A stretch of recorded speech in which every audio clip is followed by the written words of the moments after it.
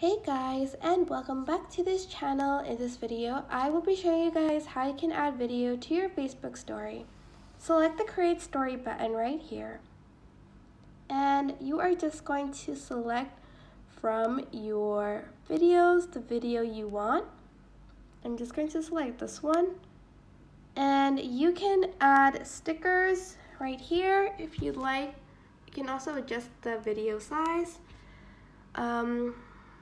So maybe like your avatar, and there's like these cute stickers as you can see here. This cute one, you can change the style by clicking on it. You can add text. You can also mute the sound here.